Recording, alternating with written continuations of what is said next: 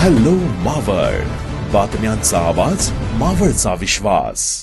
कानेफाटा ते सावळा या रस्त्याच्या रुंदीकरणामुळे बाधित होणाऱ्या शेतकऱ्यांच्या विविध मागण्यांसाठी रयत प्रहार संघटनेच्या वतीने आज माननीय तहसीलदार वडगाव मावळ यांना निवेदन देण्यात आले. रस्ता रुंदीकरणामुळे शेतकऱ्यांच्या जमिनी, घरे, दुकाने, झाडे आणि फळझाडांचे नुकसान होत असल्याचा मुद्दा उपस्थित करत संबंधित सर्व मालमत्तेची अधिकृत मोजणी करून शासनाने योग्य ती नुकसान भरपाई द्यावी अशी मागणी निवेदनातून करण्यात आली आहे.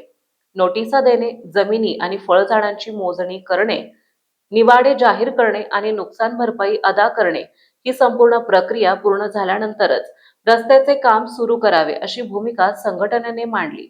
सध्या ठेकेदारांकडून काम सुरू असल्याचा आरोप करत नियमाचे उल्लंघन होत असल्यास संबंधित ठेकेदारावर गुन्हा दाखल करावा किंवा शेतकऱ्यांना तशी परवानगी द्यावी अशी मागणीही करण्यात आली आहे. यावेळी बाधित शेतकरी मोठ्या संख्येने तहसील कार्यालयात उपस्थित होते. तहसीलदारांनी निवेदन स्वीकारून संबंधित मागण्यांवर योग्य ती कार्यवाही करण्याचे आश्वासन दिल्याची माहिती संघटनेच्या पदाधिकाऱ्यांनी दिली आहे. आताच हॅलो मावळ YouTube चॅनलला सबस्क्राईब करा आणि आमच्या फेसबुक पेजला फॉलो करायला विसरू नका.